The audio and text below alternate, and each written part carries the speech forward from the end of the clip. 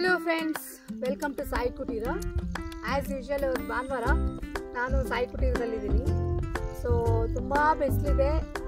ಮಧ್ಯಾಹ್ನ ಇವಾಗ around 2 o'clock ಇರ್ಬೋದು.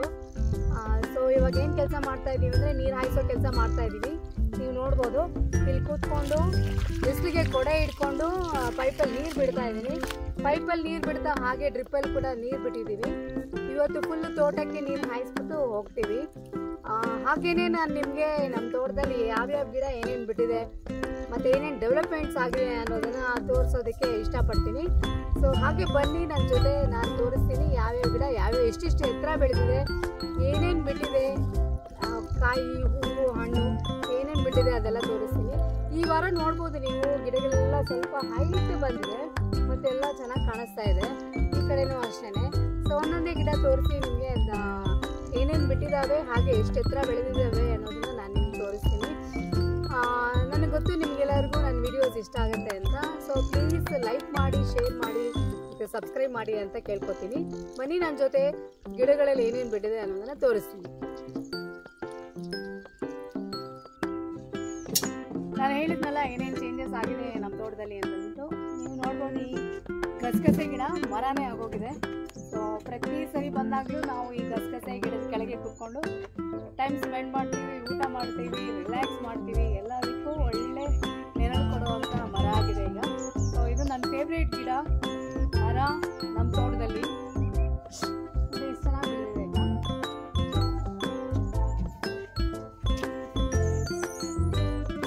ಫ್ರೆಂಡ್ಸ್, ಇಲ್ಲಿ ನೀವೊಂದು ಡ್ರಮ್ ನೋಡ್ಬೋದು. ಡ್ರಮ್ಮಲ್ಲಿ ನಾವೊಂದು ಲಿಕ್ವಿಡ್ ಶೇಖರಣೆ ಮಾಡಿದ್ದೀವಿ.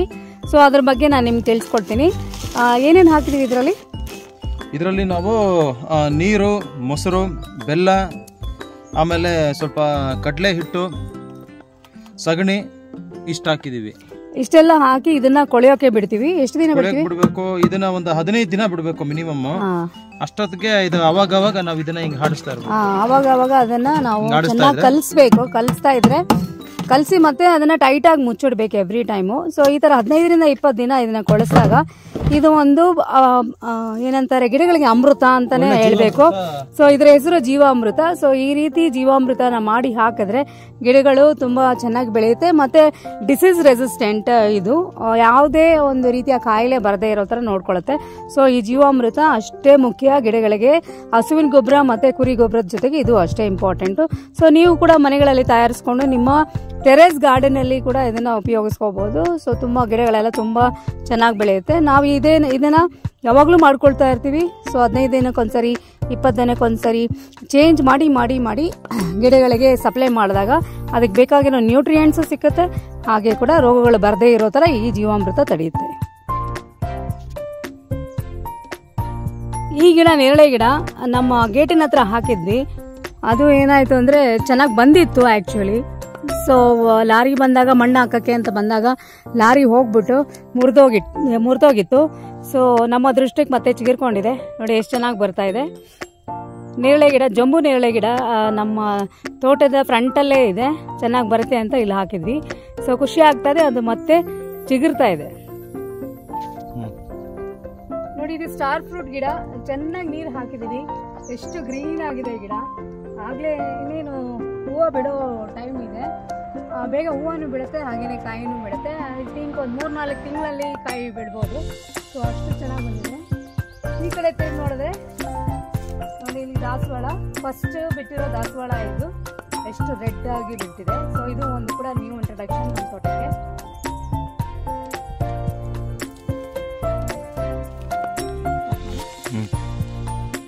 ಇದು ಸಪೋಟ ಗಿಡ. ಸಪೋಟ ಗಿಡ ಇಷ್ಟೇ ಚಿಕ್ಕದಿದೆ, ಆದ್ರೂ ನೋಡಿ ಹತ್ರಕ್ಕೆ ಎಷ್ಟು ಹೂವು ಬಿಟ್ಟಿದೆ ಗೊತ್ತಾ. ಹೂವು ಎಲ್ಲ ಕಾಯಿ ಆಗುತ್ತೆ ಅನ್ಸುತ್ತೆ, ತುಂಬಾ ಬಿಡುತ್ತೆ. ಸೊ ಇದು ಕೂಡ ಹೊಸದಾಗಿ ಬಿಟ್ಟಿರೋ ಸಪೋಟ ಹೂವು. ಆಕ್ಚುಲಿ ಈ ಟೈಮಲ್ಲಿ ಬರೋ ಇದನ್ನ ಹೂವನ್ನ ಮತ್ತೆ ಎಲ್ಲ ತೆಗೆದು ಬಿಡಬೇಕು. ಇಲ್ಲಿದೆ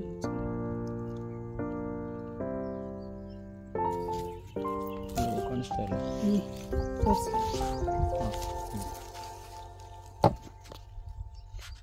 ಬಿಡು, ಹಂಗೆ ಬಿಟ್ಬಿಡು, ಕೈ ಇತ್ತು.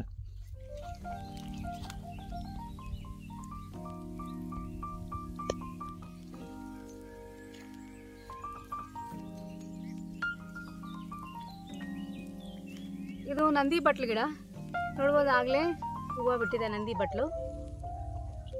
ಇದನ್ನು ದೇವ್ರು ಕೂಡ ಮುಡಿಸ್ತಾರೆ, ಹಾಗೆಯೇ ಕಣ್ಣಿಗೆ ಹಚ್ಚೋಕೆ ಅಡುಗೆಗೆ ಇದನ್ನು ಯೂಸ್ ಮಾಡ್ತಾರೆ.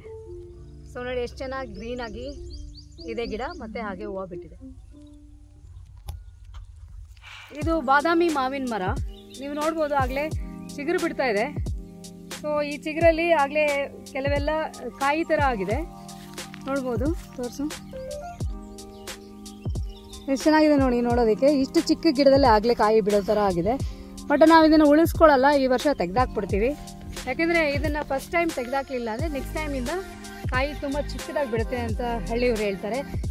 ಅದಕ್ಕೋಸ್ಕರ ಇದನ್ನು ತೆಗೆದಾಕ್ಬಿಡ್ತೀವಿ ಈ ವರ್ಷ. ನೆಕ್ಸ್ಟ್ ಇಯರ್ ಇಟ್ಕೊಂಡು ಕಾಯಿ ಮಾಡ್ತೀವಿ. ಸೊ ಇದಾಗಿತ್ತು ನಮ್ಮ ತೋಟದಲ್ಲಿ ಏನೇನು ಹೊಸದಾಗಿ ಬಿಟ್ಟಿದೆ ಅಂತ ಅಂದ್ಬಿಟ್ಟು ನಾನು ನಿಮ್ಗೆ ತೋರಿಸೋದು. ಸೊ ಈಗಾಗಲೇ 4 ಗಂಟೆ ಆಗ್ತಾಯಿದೆ, ಬಿಸಿಲು ಇನ್ನೂ ಹಾಗೇ ಇದೆ. ಆದರೆ ನಮ್ಗೆ ಬೇರೆ ಕೆಲಸ ಇರೋದ್ರಿಂದ ಇವತ್ತು ಬೇಗ ಹೊರಡ್ತಾ ಇದ್ದೀವಿ. So see you in the next video.